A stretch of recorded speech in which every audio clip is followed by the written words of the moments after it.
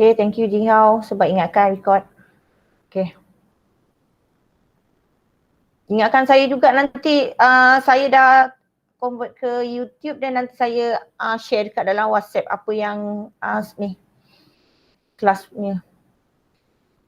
Okey, atur cara yang mempunyai pemalar, pemboleh ubah dan jenis data yang berlainan bagi bahasa penskriptan klien. So, bahasa penskriptan klien tu maksudnya website you. Tapi dalam website you gunakan pemalar, you gunakan pemboleh ubah dan jenis data yang berlainan. You tak guna satu je jenis data teks ataupun you tak tulis guna nombor je tapi you ada tulis juga jenis-jenis data yang berbeza kat dalam you punya website. Okey, seperti yang telah dipelajari sebelum ini, atur cara penskriptan klien boleh ditulis menggunakan JavaScript. You boleh guna JavaScript, you guna dekat HTML you pun you boleh buat CSS.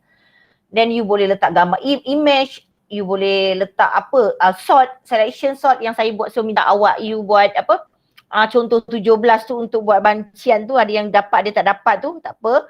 At least itu adalah dia masukkan banci nombor. So itu data type you berbeza-beza. Okey, so apa itu sebenarnya pemboleh ubah? Ini sepatutnya kelas ni saya semalam, tapi semalam saya tak dapat nak masuk kelas. So saya explain lah. Pemboleh ubah ini adalah ruang ingatan, storan you yang digunakan untuk menyimpan nilai sementara sewaktu atau cara diproses. So means masa tengah buat coding tu dia ada kasih you satu storan untuk you boleh letakkan you punya nilai dan nilai tu berubah-ubah. You rasa dia tak tetap, dia random. Okey, nilai boleh berubah-ubah mengikut penggunaan pemboleh ubah atau arahan kepada pemboleh ubah. Means kalau you cakap itu tukarkan jadi pada nombor, dia akan jadi nombor storan pemboleh ubah tu. And then you adjust dia kepada string, dia akan jadi string pula macam itu. So setiap pemboleh ubah akan diberi nama mengikut nilai yang disimpan. Okay, so refer by you punya nilai. You simpan data tu dalam integer, dia akan simpanlah data integer saja. And then you simpan data tu dalam string, dia akan simpan, dia ambil data dalam string saja. Nama yang diberikan kepada pemboleh ubah dikenali sebagai pengecam. Okey, contoh pengecam kat sini pemboleh ubah gaji pekerja, nilai gaji pekerja. Nama pemboleh ubah ialah gaji pekerja. So gaji pekerja merujuk kepada nilai gaji pekerja. Okey, so ini gaji pekerja. Awak nampak pemboleh ubah, awak tak boleh buat space kat situ. Awak tak boleh pun ada space ke apa. Kalau awak nak jarakkan, awak kena letak underscore, gaji underscore pekerja, tu boleh. Okay, so pemboleh ubah yang kedua, nama pelajar, nak merujuk kepada nama pelajar, tapi apa pemboleh ubah, the variable yang you gunakan dia adalah nama pelajar. Okay, diletak nama pelajar. Okey, pemboleh ubah boleh berubah-ubah. Maksudnya nama pelajar boleh nama pelajar Ali, Ahmad, Abu, semuanya bla bla bla bla. Itu adalah nama pelajar.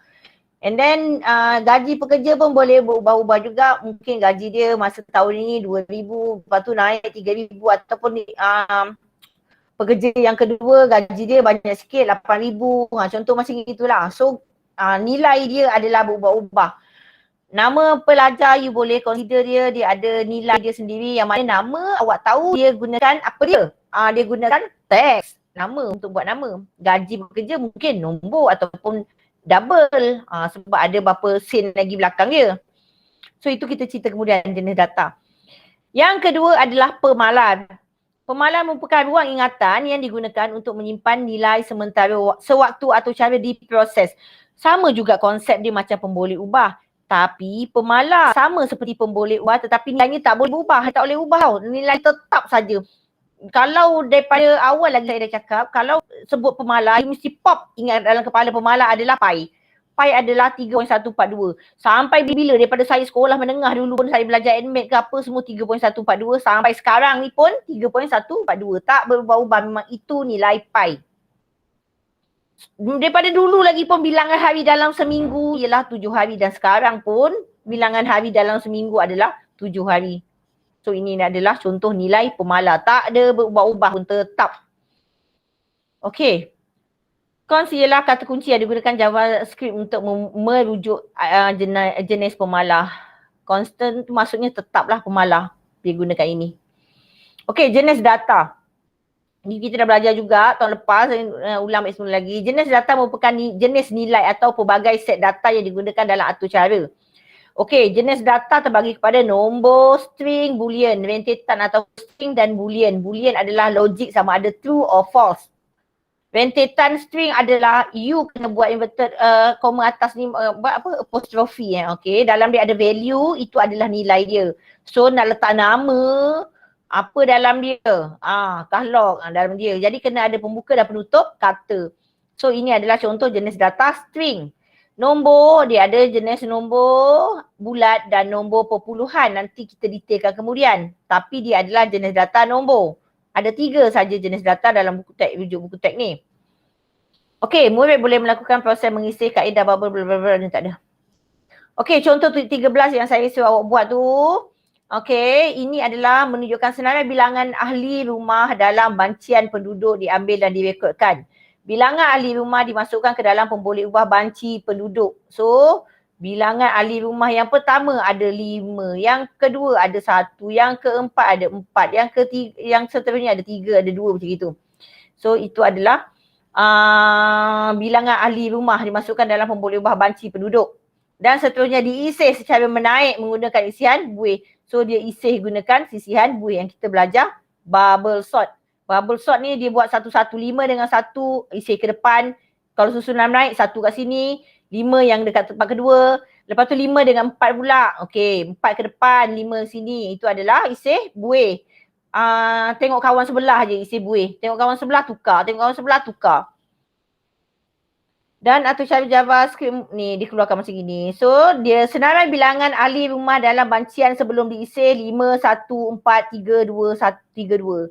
Lepas tu output dia, lepas dah isi dia buat macam ni, dia akan dapat senarai bilangan 1, 2, 3, 4, 5.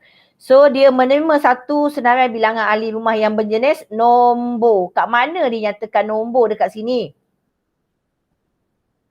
Okey. Awak nampak tak dekat sini ada bilangan nombor. Ini adalah jenis data bilangan nombor. Maksudnya dekat dalam banci penduduk dia pun ada bilangan nombor. Bilangan nombor dia ni dalam dia. Ni pun bilangan nombor length dia ni. So apa lagi? Sebenarnya dia nombor, and then apa lagi penerangan? Mengisi bilangan ahli rumah tersebut secara menaik menggunakan kaedah isian buih. So dia isilah atau cara ni. Okey, itu dia simpan nombor. Jadi dia akan keluarkan nombor 1, 2, 3, 4, 5, 5, 1, 4, 3, 2. Yang kedua, program atau cara yang kedua, dia menerima data pesakit bernilai string. Jadi pemboleh ubah nama pesakit tu dia simpan data jenis string sahaja. Dia tak akan simpan data jenis yang nombor. Jadi dekat sini data string dia kena ada pembuka dan penutup kata yang macam saya cakap kat atas tu. Siti Aminah, Ramasami, Acong. So ini semuanya kena letak dalam tata susunan, ada pembuka dan penutup kata. Kalau tak dia tak baca pun nama Siti Aminah. Okay. Then macam biasa juga program, macam biasa juga senarai pesakit. Lepas tu dia akan panggil semuanya. So apa output dia keluar? Senarai pesakit dalam klinik. Okay, sebelum diisi dikeluarkanlah jenis Siti Aminah Ramasami yang belum diisi. Selepas diisi, selepas sort, dia akan keluarkan isian buih Acong, Ramasami. Dia guna isian ascending menaik. Jadi dia ikut alfabet A, B, C, D, E, F ke atas. So A dulu muncul, lepas tu A, lepas tu S, C, T. So apa yang dia nak explain dekat sini, dia menerima satu senarai yang berjenis string. So dia kena kembalikan string juga. The output should be string because of dia punya input adalah jenis data string. And then apa yang digunakan dekat dalam program ini? Kaedah isian buih. Bubble sort. Bubble sort untuk apa? Ascending. Isi secara menaik. Disimpan dalam pemboleh bersama menggunakan kaedah isian buih menaik. Ni dia sebut menaik. Okay. Naik kat mana? Kat sini dia buat coding dia. Lebih kecil ke tukar. Ni tukar. Tukar. Ni swap. Okay. Ini adalah pemboleh ubah. Ini adalah pemboleh ubah. Ini adalah pemboleh ubah. Berubah-ubah. Sekejap nama Siti Aminah. Sekejap nama Ramasami. Sekejap nama ini. Bilangan pesakit pun boleh berubah-ubah. Sekejap tolak 1, sekejap tambah 1. Sementara pun boleh berubah-ubah. Sekejap dia letak nama ini, sekejap dia letak nama tu, dia tukar-tukar. So ini adalah pemboleh ubah dan pemalar.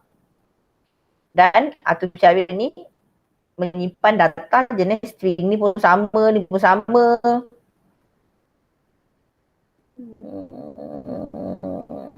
Ni nombor ni.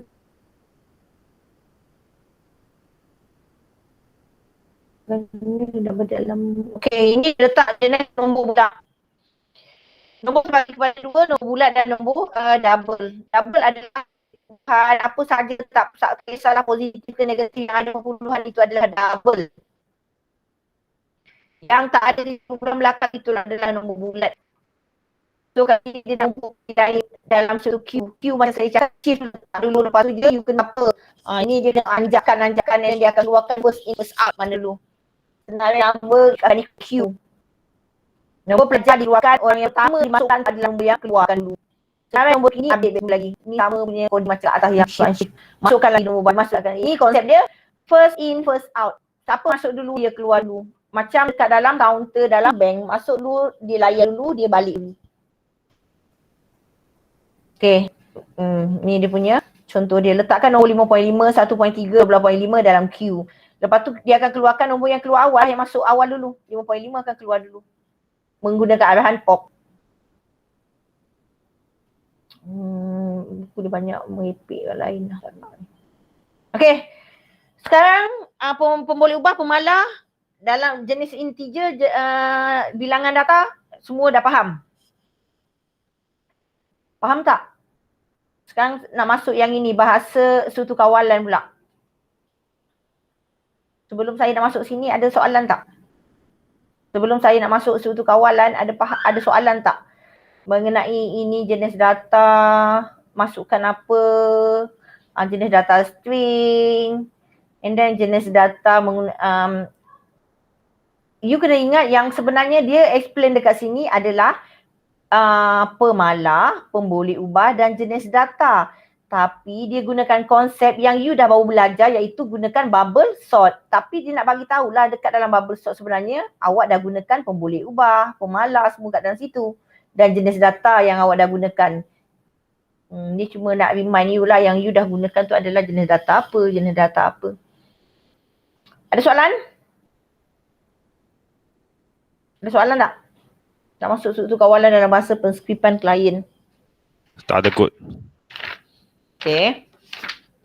Ini teori dengar je dulu. Nanti kalau buat coding barulah type coding ni. Okay. So ini adalah sekutu kawalan dalam bahasa penskriptan klien. Okay, maksudnya kalau macam tahun lepas tu saya ajar jenis data, pemalar, saya jenis pemboleh ubah, itu semuanya dalam bahasa pengaturcaraan Java. Tapi yang ini kita ceritakan, yang saya ceritakan ini dalam bahasa penskriptan klien. Maksudnya dekat sini, ini yang awak gunakan dekat dalam pengaturcaraan berasaskan web guna HTML. So, mana-mana awak pergi, awak tukar bahasa pengaturcaraan Java ke HTML ke C++ ke, you tetap gunakan konsep yang sama, iaitu jenis data apa, pemboleh ubah tu maksud dia apa, memang itu je konsep yang you gunakan. So yang tingkatan 5 kita belajar ni adalah HTML, berasaskan web. So bila sebut bahasa penskriptan klien ni awak jangan confuse sebab ini adalah HTML. Okay? So ini adalah HTML. Maksudnya coding awak semua buat dalam Notepad++. Bukannya type biasa. Kalau tahun lepas, kalau saya cerita jenis data and then saya cerita sekutu kawalan, itu semuanya dekat dalam coding Java, Dr. Java. Sekarang saya cerita sekutu kawalan adalah dalam coding pengaturcaraan berasaskan web, iaitu HTML. Okay. So yang ini, sekutu kawalan akan mengawal aliran atur cara dalam sama juga konsep macam tahun lepas yang awak belajar. Sekutu kawalan terbahagi kepada 3 yang awak belajar tahun lepas dalam JavaScript. Dia ada berjujukan, urutan, pilihan dan ulangan. Okay, berjujukan means kena buat satu-satu. Step 1 dulu baru buat step 2. Step 2 lepas tu buat step 3. Step 3 baru buat step 4. Itu adalah berjujukan yang tahun lepas saya ajar. And then pilihan sama ada you nak buat ini ataupun you nak buat itu. If buat ini tak payah buat itu. If buat itu tak payah buat ini. Itu pilihan you. Ulang pula terbagi kepada dua. Do while dengan while do, yang mana kalau awak nak buat dulu baru tanya ataupun you tanya dulu baru you buat. Okay. Itu flashback tahun lepas punya Itu dalam JavaScript. Okay, kita tengok juga apa yang bezakan dia dekat dalam bahasa penskriptan klien tingkatan 5. Struktur kawalan jujukan. Struktur kawalan jujukan maksud arahan atau pernyataan dilaksanakan mengikut tertib. Sama lagi konsep dia macam tahun lepas ni. Seperti mana dia yang diarahkan dalam satu kod atau cara tanpa perlu periksa sebarang syarat apa-apa. Follow aja. Jadual 3.1.9 adalah sintaks bagi struktur kawalan struktur jujukan yang ditunjukkan oleh studio kod dalam catat alih. Mula dulu, lepas tu masukkan nama. Tak payah fikir apa-apa, masuk je nama. Lepas tu cetak hello dan nama anda dan tamat. So you have to follow one by one. Studio kod dia adalah mula, input nama anda, cetak hello, nama anda dan tamat. Ikut satu-satu. Ini adalah struktur kawalan jujukan. Dilaksanakan satu persatu iaitu baris demi baris. Tak payah pandai-pandai nak fikir lain. Tak payah nak langkau. Ini adalah jujukan. Ikut je rentak dia, step dia. Belajar dulu tingkatan 1, lepas tu tingkatan 2, tingkatan 3, tingkatan 4, tingkatan 5 SPM. Dah. Macam itu. And then contoh kedua, menggunakan struktur kawalan jujukan. Ini dia contoh lah. Masuk kat dalam skripan kan, HTML. Masuk kat dalam you punya web. HTML. HTML, struktur kawalan contoh. Var dia adalah nama anda dia adalah Siti Aminah 1. Ni adalah 1 dia, untuk jujukan dia pertama. And then dia akan keluarkan output dia, hello, dia akan panggil Aminah. Hello Siti Aminah. So dia akan keluar. Ini adalah tu cara untuk menerima nama Siti Aminah. Lepas tu dia akan cetak nama semula. So jujukan dia adalah dia follow mula input nama kan, input nama, yang kedua cetak nama. Cetak nama lepas tu tamat. Ikut je satu. So dalam HTML dia pun simple je. Ini pun adalah contoh jujukan. Maksudnya tak ada arahan if pun kat sini. Semua dia type saja. Var tahun semasa, tahun lahir dan umur. Tahun semasa adalah 2017, tahun lahir adalah 1973, umur sama dengan tahun semasa, tolak dengan tahun lahir, tapi dia buat ikut turutan. Tapi bila dia print dia tak buatlah benda ni. Bila dia print, nak print apa sebenarnya? Umur anda adalah dipanggil umur. Jadi umur kat sini apa yang dipanggil? Tahun semasa tolak dengan tahun lahir. 2017 tolak dengan 1973, dia akan dapat 44 di sini. 44 tu adalah nilai bagi pemboleh ubah umur. Okey. So nilai bagi pemboleh ubah umur adalah 44 dan dia akan terus pop up output dia, umur anda adalah 44. So ni adalah jujukan yang keempat. Mula, ada tak tulis pula, mula masukkan tahun semasa. Lepas tu kedua masukkan tahun lahir. Lepas tu kira lah kan umur sama dengan ini. Lepas tu paparkan ini. So ini adalah jujukan. Tapi jujukan kat mana? Bukan dekat Dr. Java tapi dekat JavaScript. Bahasa penskriptan klien. Okay, ikut senang ni. Ni pun saya cek kat atas punya buat bawah ni. Penerangan dia mula atau cara menerima umur iaitu 2017. Seterusnya terima tahun lahir 1973. Lepas tu kira umur. Lepas tu paparkan. Lepas tu tamat. Ini penerangan dia. Okey. Ini tak payah. Okey, yang ini menunjukkan operator aritmetik yang boleh digunakan dalam JavaScript. Campur, tolak, darab, bahagi.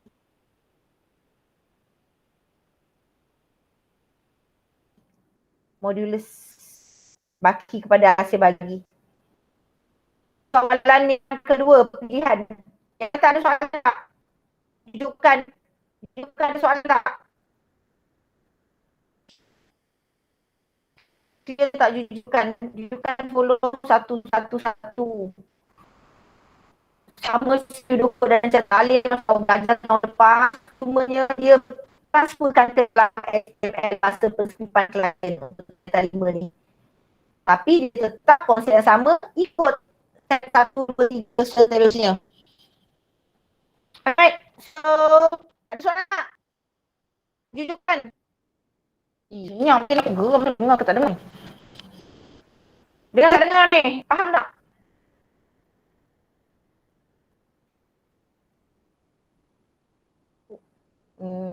Okay. Bibir dah masuk lah? Boleh. Bibir dah masuk belum? Siap. Apa tu? Lamanya awak respon.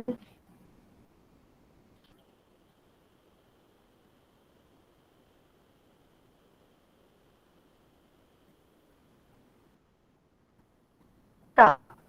Cikgu, kamu line kamu lag.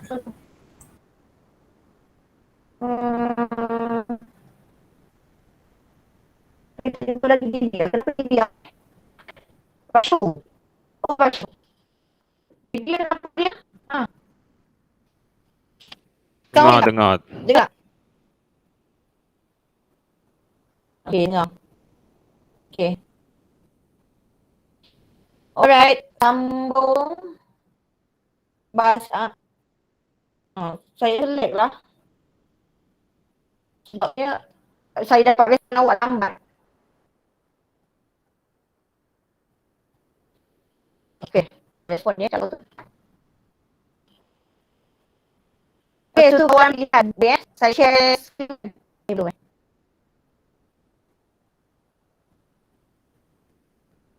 Kenapa saya tak boleh nak share screen? Ada. Nampak screen saya tak? Tak. Nampak screen saya ke tak? Nampak muka cikgu saja. Tak nampak Nampak screen. saya? Tak. Oh ni ada. Tak. Sekarang Screen ada, nampak? sekarang Saya tak ada. boleh nak. Okay, lambat. Okay. Sekarang nampak tak satu kawan pilihan? Nampak. Okay, good. Saya terus sana sekejap. Ini habis awal je lah. Okay, tapi saya nak report awak punya kerja khusus sekejap nanti. Okay, suatu kawalan pilihan memerlukan pernyataan bersyarat. Ada syarat dekat sini yang akan melaksanakan satu pernyataan atau satu blok kod yang ditutupi dengan ada apa ni? Curly bracket. Open curly bracket dan close curly bracket dalam JavaScript. Pernyataan bersyarat dilaksanakan dengan menggunakan pernyataan yang dipanggil ungkapan logik. So dalam JavaScript, HTML awak tu, bahasa penskriptan klien tu, aka JavaScript, dia kena ada open curly and close curly bracket. So bila you nak buat open and close curly bracket tu, you ada dua pernyataan untuk pilihan, iaitu you kena gunakan if ataupun you kena gunakan if else. Okay. Operator hubungan yang terdapat dalam ungkapan dia, kalau tadi dia cuma ada operator hubungan tambah, tolak, darat, bahagi dan modulus saja untuk jujukan, tapi untuk Java, untuk pilihan, dia punya ni ada ni. Ada dua, double equal maksud dia sama dengan. Not, tak ada seruan dengan equal, tak sama dengan. Not, tak sama dengan. Yang ini, yes, sama dengan. Ini tak sama dengan.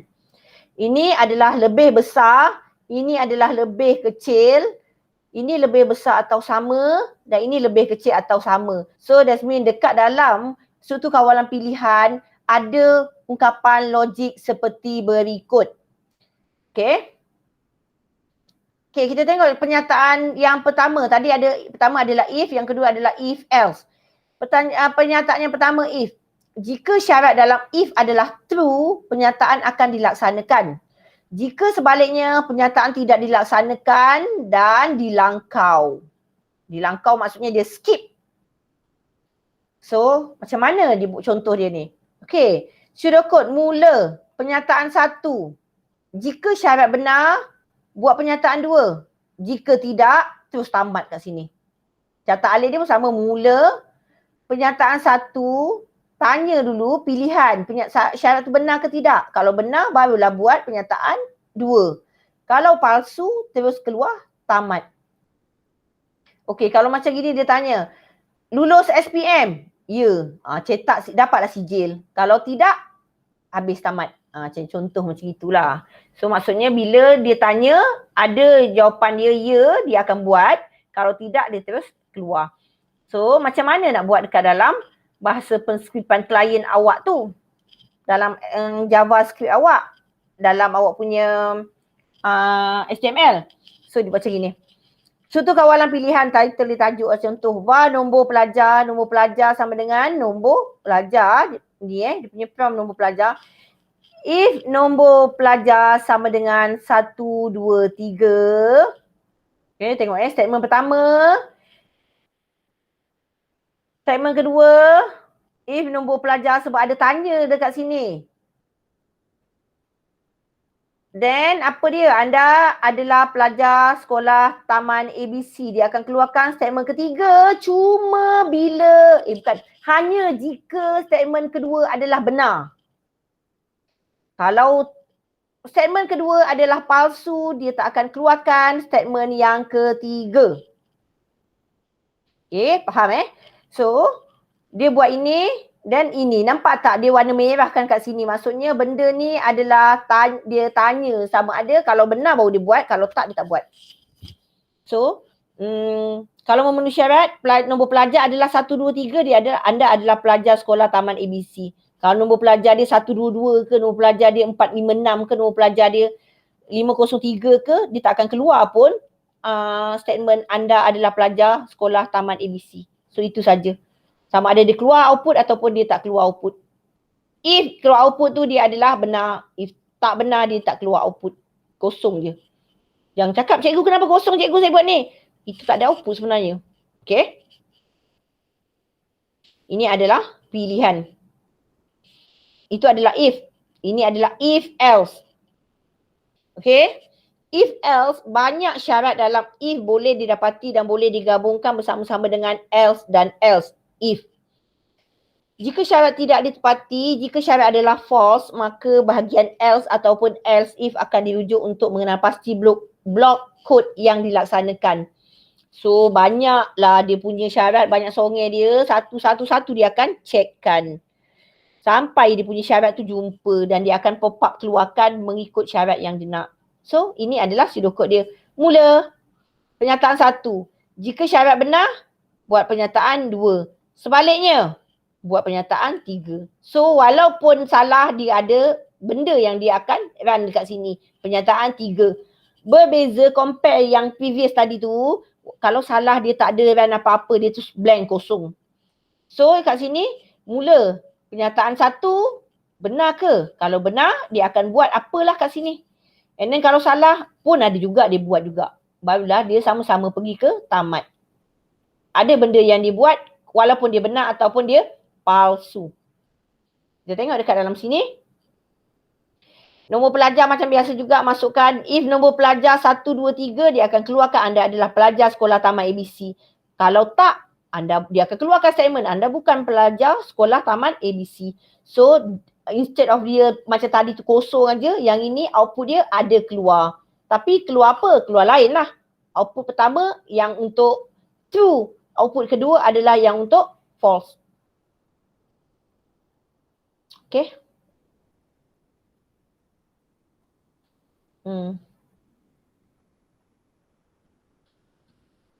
Okay. Dalam satu pernyataan if else, 2 atau lebih syarat, boolean boleh diuji serentak dengan menggabungkan syarat boolean. Okey, yang ini awak kena gunakan simbol ni pula makin complicated sikit. And, or dan not. Yang tadi atas tu sama dengan, tak sama dengan, lebih besar, lebih kecil. Tapi yang ini awak tambah lagi kod awak kepada and, or dan not. Dia punya logik dekat dalam komputer, awak tak boleh lah type and, awak buat macam gini simbol dia. Buat simbol macam gini. Not. Okay. Operator logical and. Apa itu operator logical and? Operator logic and digunakan apabila terdapat 2 atau lebih syarat boolean perlu digabungkan dan semua syarat perlu benar.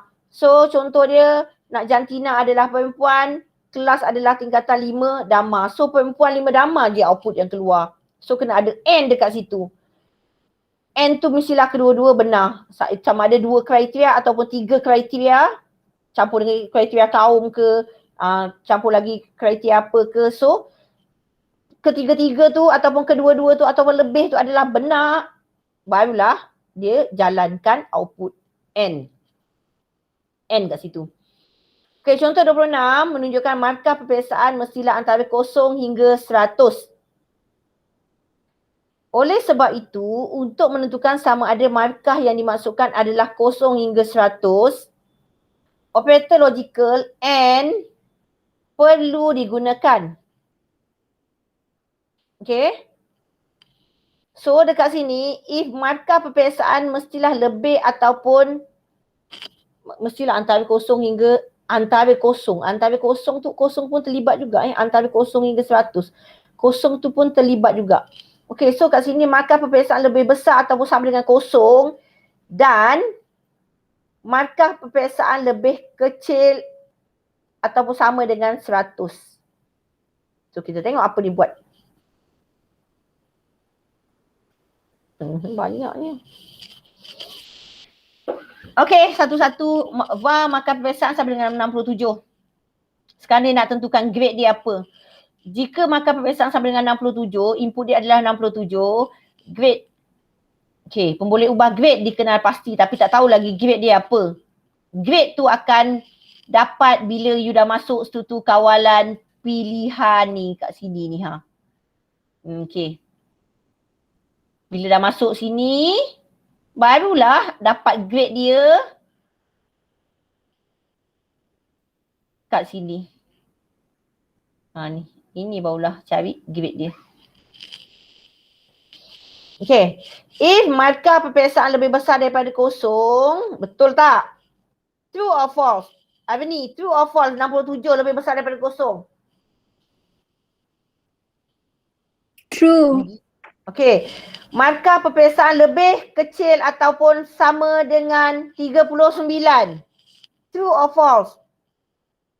False kat sini. Jadi grade dia adalah G. Bukan. Okay, dia tak nak. Dia nak kena ada N. N tu maksudnya dua-dua benda tu adalah true. Baru dia pop up grade tu adalah G. So ini tak boleh pakai. Kedua, try lagi. Markah peperiksaan lebih besar daripada 40. Betul ke tak? True ke false? Ini true ke false, kelas?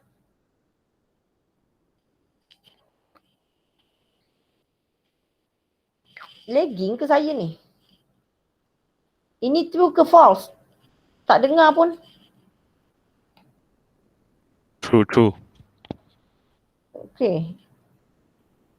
Ini true. And then markah peperiksaan lebih kecil ataupun sama dengan 44. False ke true ni? False. Boleh buat E tak? Boleh pop up dia grade E ke tak? Boleh tak boleh? Tak boleh sebab dia nak kena N. Kena dua-dua true. So ini pun tak boleh. Okay, ini pun tak boleh. Malas nak layan. Ini tak boleh. Okay, ini pun, ini adalah true tapi ini adalah false. Jadi tak boleh C. Okay, 67 ingat 67 Ini true tapi ini false. Tak boleh pin C+. Ini true. Ini true ke false? Lebih kecil daripada ataupun equal sama dengan 69? Ini true ke false? Satu true, satu false. Ini false ke ni? Lebih kecil daripada 69? Ini true lah. Ini true. Ini true kan? Ini? Oh, nampak salah. Ini dua-dua true. Ini pun dua-dua true. Jadi dia papa tak grade dia B? Apa? Yes, dia dah jumpa dah sebenarnya. 67 ni berada dekat dalam struktur kawalan yang ini. Lebih daripada 65 dan lebih kecil daripada 69. So dia dah simpan grade B dekat sini. Grade sama dengan grade B. Okey, lepas tu dia dah simpan kat sini, dia terus keluarkan sini. Markah peperiksaan sama dengan markah peperiksaan grade B. Disimpan grade B. Okey. Maka peperiksaan dia ambil 67. Atas kan dia punya pemboleh ubah, maka peperiksaan 67. Okay, grade B. Grade B yang dia kat sini keluarkan. Grade B. Mana grade B? Okay, ni grade B. Okay, grade B saja dikeluarkan. Okay, faham? Ada soalan? Tak ada, tak ada. Rehat 10 minit. Boleh. Ambil air sekejap. Okay, pergi rehat dulu, nanti sambung 1.30 jumpa lagi.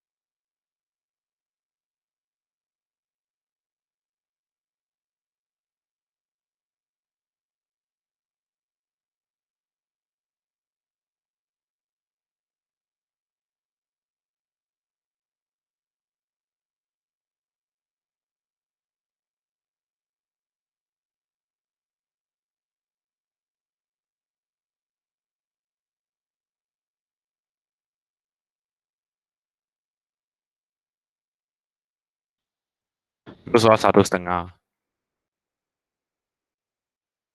Hai Jing Hao. Hai, kalau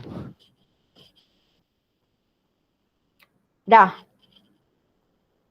Nak makan lagi ke apa ke, minum air ke?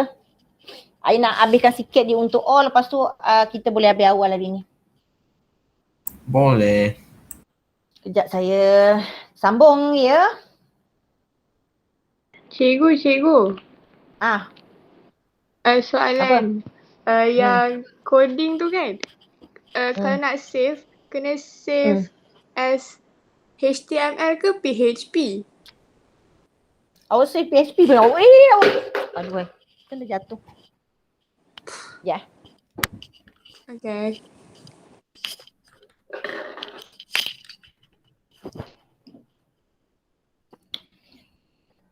Apa tadi? Awak say PHP baru boleh buka kan?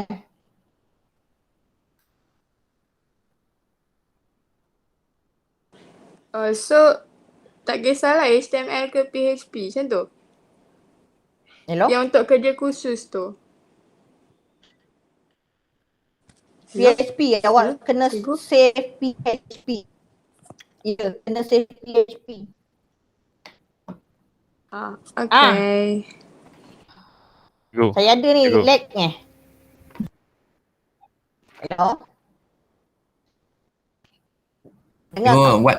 Itu Dengar tak? semua lag lah cikgu. Itu screen tak rekam. Hello?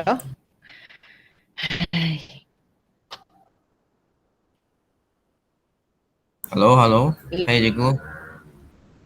Lag Sangat lag lah cikgu. You sudah freeze lah cikgu. Dah. Line saya problem ni.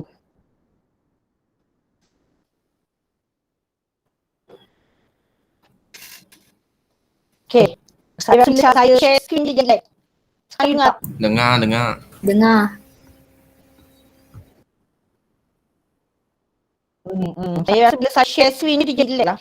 Okay, file yang you buat tu kena save dalam PHP. Index.php, sambung.php, header.php, utility.php, semua .php. Clear, Batisha? Batisha Okay, okay? cikgu. Tapi Okay. cikgu, Alright. dia save.php tu nama dia, tapi file type dia tu PHP bukan HTML. PHP juga. PHP ada file type ke cikgu? ada kan? Kat bawah tu. Notepad++ you ada PHP kan? Boleh tak tolong sharekan seorang share screen? Jing Hao Ada ke? PHP. Kalau ke?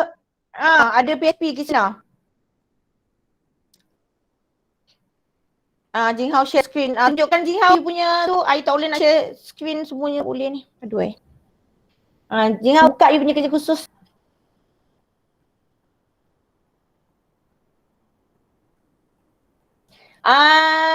Imran Nazarudin ada tak kat sini? Awak tengok betul-betul Imran Nazarudin.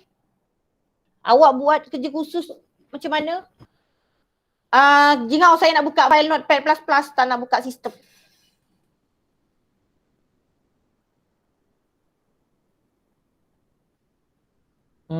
Okay. Nampak tak? PHP. Okay. Jing Hao, pergi dekat file save as. Tengok Christina tengok, Batusha pun tengok. Okay, cari PHP yes. Nampak tak dekat situ tu? Itu kan disimpan dalam bentuk PHP. Dia ada HTML, dia ada apa lagi, JavaScript, dia apa-apa. Tapi awak pilih PHP. So bila awak type PHP ataupun kalau awak .php tapi kat bawah ni awak tak letak tu PHP, dia tak save dalam file PHP. So kena bawah tu PHP. Save as type PHP. Clear tak Christina? Okay, clear. Alright, cancelkan tu Jing Hao. Okay, apa yang nampak ni? Jing Hao type. Jing Hao jangan tutup dulu. Okay, sekejap. Okay, You nampak notepad tadi, bukan notepad. Notepad plus tu. Cikgu, nanti mau check itu coding. Yes, saya tahu. Okay. Ini semuanya coding tu you buat, dia akan link antara satu sama lain tau, file you tu. File senarai akan sambung, akan link dengan index, and then file login akan gabungkan dengan file lain. So you kena type dulu semua setiap satu file tersebut. And then bila you dah siap habiskan sampai sampai type file pelajar, then you akan buka kepada localhost quiz. Okay, cuba buka Jinghao localhost quiz tu untuk dapatkan main. Buka dekat localhost quiz. Nampak tak? Localhost, awak type localhost quiz. Pastikan you dah buat file folder quiz tau sebelum you buat benda-benda semua-semua ni. Okay, so runkan Jinghao index. Dia dah runkan. Nampak tak? Index tu dia dah buka satu sistem you, dan sistem you tu berkait PHP folder you, folder index, file index, file apa-apa bla bla bla, semua-semuanya ada. Okay. So sebab tu awak kena siapkan type coding tu dulu baru dapat paparan macam Jinghao ni. Kalau you tak siap type coding ni semua, you tak boleh nak dapat rankan index.php.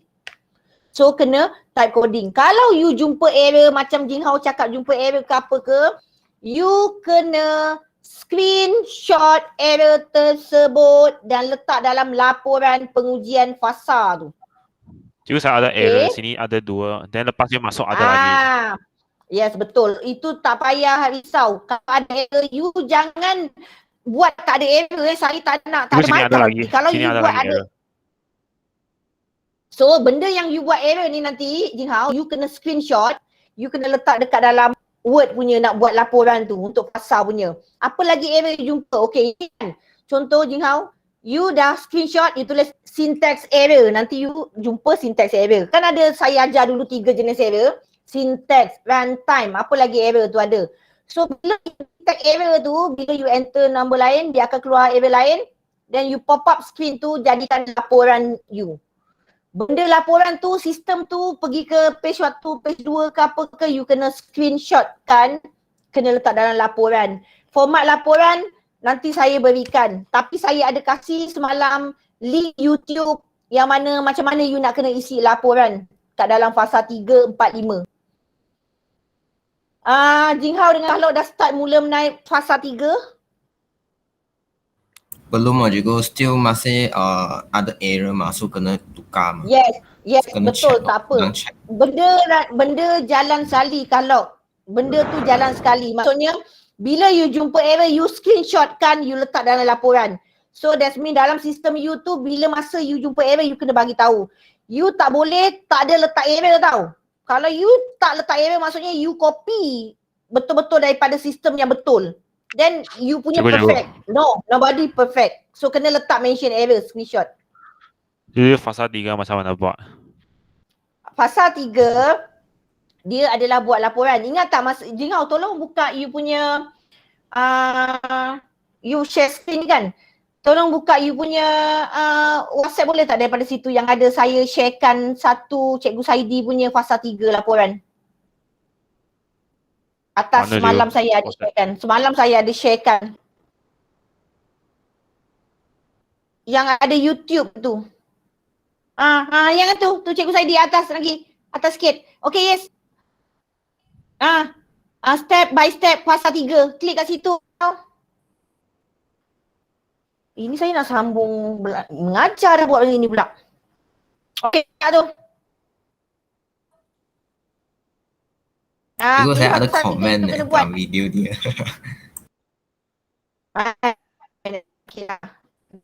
Okay, next sikit. Lagi sikit, nak markah untuk buat jadual dia. Okay, dia nak apa? Membina semua yang sesuai setiap atribut dalam ni. Okay. Nah, ni kan awak punya yang tahun lepas tu, awak punya kemahiran 3.0, S1, jadual. Okay, apa yang nak buat? Sekarang, you buat dalam Word ataupun you nak buat dalam Google Drive pun boleh. Okay, stop pause sekejap tu Jinghao yang dekat tempat Word tadi tu. Stopkan kejap. Pause dekat tempat word. Huh? Pause Pause. dekat word Pause? tadi, yang word. Back. Pause kan. Okay, stop sini, stop. Oh, lagging lah saya. Okay, so nampak tak? Ini dia buat dalam word. So you ada choice sama ada you nak buat dalam Word ataupun you buat dekat dalam Google Drive, Google Document. Last year saya suruh awak buat report dalam Google Drive, Google Document kan? Fasa 1 dan fasa 2. So tahun ini buat Google Document untuk fasa 3. Type macam gini, jadual. A, senarai jadual, jenis data dan kunci primary, apa benda lah. Lepas tu typekan nama jadual yang awak buat apa dia. Table tu. Jenis data you gunakan data apa. Okay, next kan ikut je video YouTube ni. So maksudnya you buat dalam Google Sheet, Google Document dalam Google Drive you. Ataupun you tak nak, you buat dalam Word dulu, nanti you upload dalam Google Drive you. Ini cara nak buat laporan. Okay, gunakan kaedah reverse, maksudnya sistem telah berjalan, lepas tu you buat apa? Ini untuk database. Lagi next ke. Apa dia suruh buat tu? So bilangan data, jenis data you apa? Integer. Okay. Ikut je dia buat macam gini.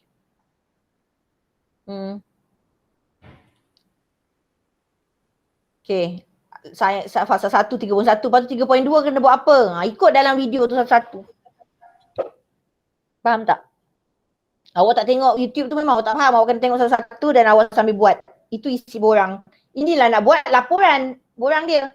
So bentuk laporan dia, ini 3.2. Buat macam mana? Type kat borang ni. Buat dalam Microsoft Word. Dia ajar step by step macam dekat dalam buku juga. Lepas tu you kena buat apa, paste dalam Microsoft Word. Apa dia, screenshot dia. Nanti kalau you jumpa error pun you paste dekat laporan juga. Faham tak?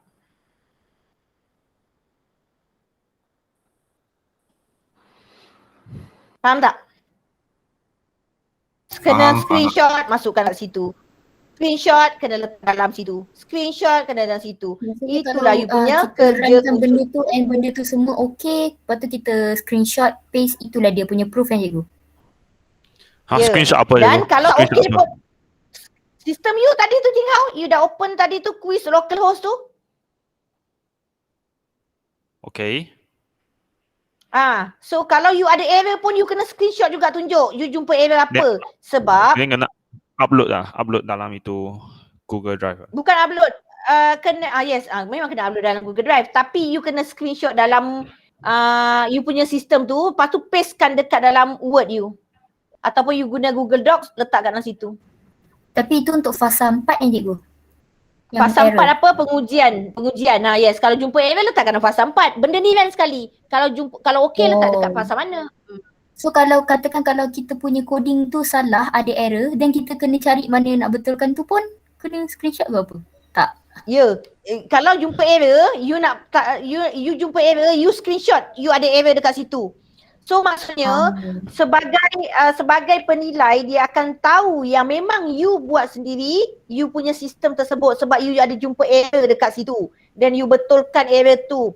And then you betul berjaya dapat semua-semuanya. Nampak flow tu. Bukannya tiba-tiba tak ada error terus okey je semuanya. So saya nak ada error juga, nampak ada errornya. Macam mana sekalipun you hebat, you akan ada error juga. Tak ada programmer yang perfect sekali type coding dia dapat run betul-betul. Cikgu macam mana cara nak betulkan error tu? Maksudnya kalau dah ada error kat situ, kita betulkan, lepas tu nak file save as balik? Ya, dekat PHP semula lagi sekali, you dah betulkan coding tu, you save as lagi sekali and then you run, you screenshot yang mana dah okey tu. Oh, dia cuma file save as balik lah kan? Dia takkan keluarkan folder baru ke save folder? Cikgu, tapi ada sedikit itu error saya sudah tukar menjadi betul sudah. Macam mana? Okay, tak apa, yang dah terlepas tu yang next you jumpa, you ingat, you letak. Kalau sekarang you belum prepare lagi you punya fasa tu, you just sediakan satu word and then you letak tajuk simple je, contoh pengujian sistem. And then nak cari error ataupun tajuk you letak error dulu. And then every time you dapat error, you kena screenshot letak kat situ. And then ini error apa, ini error apa, ini. Alright. So make sure you kena buat macam nota sikit kat tepi tu. Takut you macam kalau dia dah buat dah edit, betul kan dia tak terlepas, dia tak ada buat screenshot ke apa. Tapi but the next time you jumpa error, you kena screenshot letak dalam Word. Apa saja error yang you jumpa, you letak kat dalam Word. And then you betulkan dekat mana. Screenshot juga you punya coding dekat tu. Sebab nanti the last habis sampai fasa ni, coding pun you kena screenshotkan juga. Tunjuk coding you semuanya. Sistem yang dah cari output dia pun you kena screenshot juga. Error pun ada. Selepas itu dah tak ada error, screenshot juga. Okay. So the whole system you kena screenshot. Ada awal.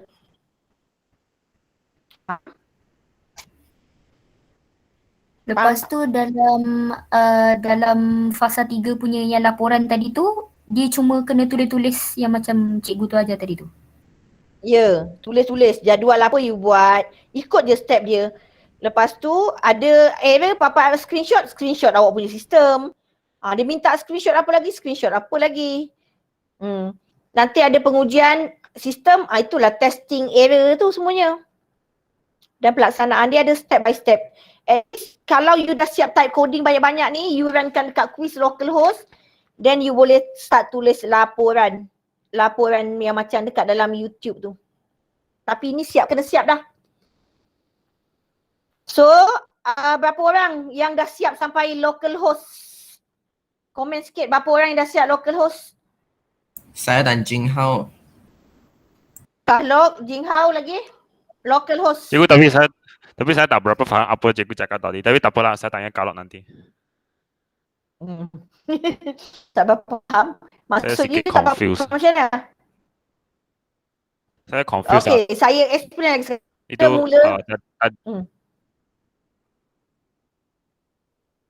Apa dia? Jing Hao? maksud saya tak faham tadi cikgu cakap itu semua itu proses itu. Fasa itu apa? Okay, saya ulang. Tingkatan 4, you kena buat fasa 1 dan fasa 2, betul? Itu saya sudah bagi markah semuanya, fasa 1 dan fasa 2. Tingkatan 5 ni, you kena buat fasa 3, fasa 4 dan fasa 5. Sebab buat sistem kerja khusus, you kena ada 5 fasa. Okay, 5 fasa, tingkatan 4 dah buat 1 dan 2. Tingkatan 5 kena buat 3, 4, 5. Tapi kenapa kita tak buat lagi 3, 4, 5? Kita kena buat dulu coding. Sebab nak runkan fasa 3, kena benda ni dah siap. Dah ada macam Jing Hao print out sistem tadi tu. Sistem apa, dah kena lengkap benda ni. Dah siap type semuanya benda ni. So bulan 8, make sure semua dah siap type benda ni. Dah siap type benda ni semuanya. Dan boleh tulis start buat fasa 3 laporan.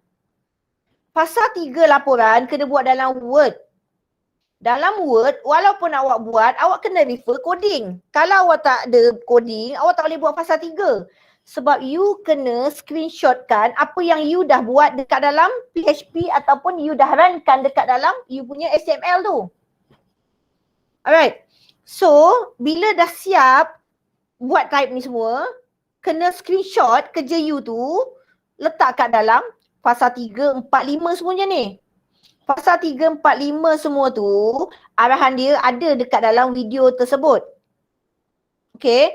Masa mula-mula pun saya ada terangkan, you kena buat fasa ini, fasa 2, fasa 3, fasa 1 kan penyelesaian masalah. Fasa 2 kena buat apa? Entity ERD semua tu. Fasa 3 kena buat ni, sistem, start buat coding. Alright. Ahmad Aiman Aminuddin, language HTML format PHP. Aiman kena install Notepad++, lepas tu buat type ini semuanya dalam format PHP. If I'm not mistaken, when you put PHP, it will auto change to the correct one. Yes, kalau you dah letak .php, dia akan automatic juga kepada tu yang saya tu cakap, dia akan jadi kepada file tu PHP. Kalau tak you letak, you buat index je bawah, you letak save as PHP pun dia akan PHP juga. So dua-dua memang PHP. Selagi you tak pandai-pandai letak HTML tu. Kalau you letak belakang HTML ke apa ke, tak boleh. Ini kita cerita pasal PHP. Buatnya dekat dalam Notepad++. Semua fail yang you buat adalah fail PHP. Tambah topik.php. PHP kan saya dah cakap, kita belajar bermula basic HTML. Tapi PHP tu bahasa yang kita masukkan dalam HTML dan kita akan savekan .php. So, pastikan yang belum siap coding, buat coding penuh, letak. Dah siap coding, boleh start tengok video tu, buat satu-satu laporan.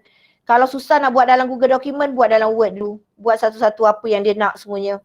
And then bila dia cakap screenshot, then you have to screenshot. Okay, Apa cikgu. lagi nak Boleh, tanya? boleh. Boleh faham. Apa lagi nak tanya? Okay. Ada lagi soalan? At least bulan Sherry dah siap Sherry? Sherry sampai berapa? Saya nak tahu semua status sekarang ni semua-seorang. Kalau dah siap sampai Iran menguji atur cara. Jinghao sampai menguji atur cara juga Jinghao? Ya, sudah sampai sana. Okay. Okay, Batrisha dah sampai mana? Batrisha Saya dah sampai mana? yang login tu cikgu. Login dekat mana? Login log out ke? Menaik fail utama? Menaik fail utama ke dah fail guru? Type coding-coding tu cikgu. Dekat fail utama, fail umum ke fail guru? Dah masuk papa topik, tambah topik.php ke belum? Tak ingat dah. Login.php ke logout.php? Itu fail utama. Okay, Batrisha fail utama. Cepat sikit Batrisha. Banyak lagi tu. Baik. Okay cikgu. Okay. Alright. Avni, sampai mana? Save edit soalan. Save edit File soalan. File guru, save edit. Okay, good. Okay, 7-8 tu lah. File guru. Save edit soalan. Okay, 7-8. Okay, Shenry. Mana Shenry? Shenry sampai mana? Shenry? Shenry! Hilang budak Ya cikgu, ya. Sampai mana? Saya boleh sampai Edit topik. Hmm. Itu hari awak dah sampai mana yang tunjuk saya tu file utama kan awak dah habis Dah sampai file guru. Yes. Okay, so Syairi dekat file guru. Edit topik cepat sikit. Okay. Okay, ni 1, 2, saya ada 15 orang nak kena jaga. 4, 5, 6. Yong, sampai mana Yong? Saya sampai itu laporan guru. Yong sampai laporan guru. Laporan guru. Okay, 11. Nombor 11 Laporan guru. Okay, Yong. Imran. Ya. Imran, Muhammad Imran sampai mana? Sampai nak run coding tu dekat localhost. Dah nak habis dah? Tak tahulah saya Dah ada siap error ke? tak. Tapi awak dah sampai localhost tu? Tapi tak pernah try run lagi. Tapi dah siap type semuanya? Dekat Notepad++? Nanti minggu depan semua tunjuk-tunjuk dekat saya. Next week tunjuk kat saya semuanya screen. Okay, Imran sampai localhost. Okay, good. Tapi tak run lagi, tak apa. Okay, Havinesh, Havi tu hari tunjuk saya sampai mana Havi? Papa topik.php. Papa topik.php. Okay. Fabi cepat sikit Havi. Habiskan file guru tu semuanya tu. Okay. Okay, Bashu. Ya cikgu. Sampai mana? edit soalan PHP, file guru. File guru edit soalan.php. Yep. Okay, good. Sambung Thank lagi. you. Alright, Yashini. Yashini. Saya di pilihan topik fail pelajar. Topik fail pelajar. Okay, good. Yashini dah sampai pilihan dah nak habis dah tu. Fail topik pelajar. Aiman.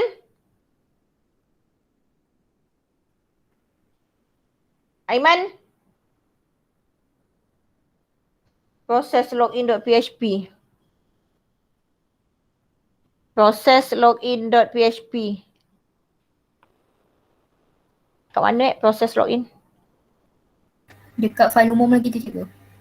Oh, cepat sikit Aiman. Fail umum tu. Semua patutnya dah habiskan fail umum tu.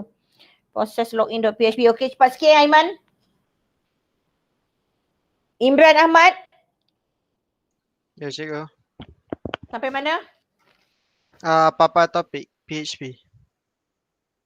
Papar topik.php. Fail guru dah. Okay, papar topik. Ini yang sebut ni minggu depan tunjuk saya mesti dah ada ke depan. Okay, Imran Ahmad dah. Aning Aiman. Ya cikgu.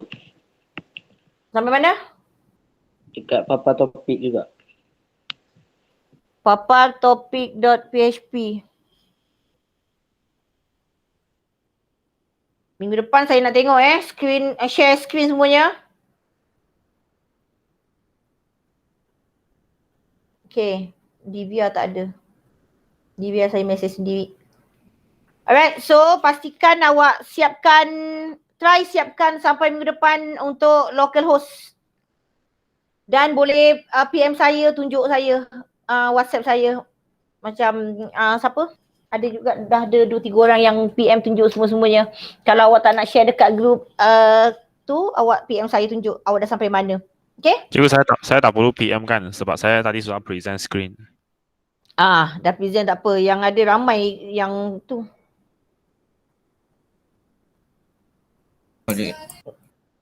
Okay.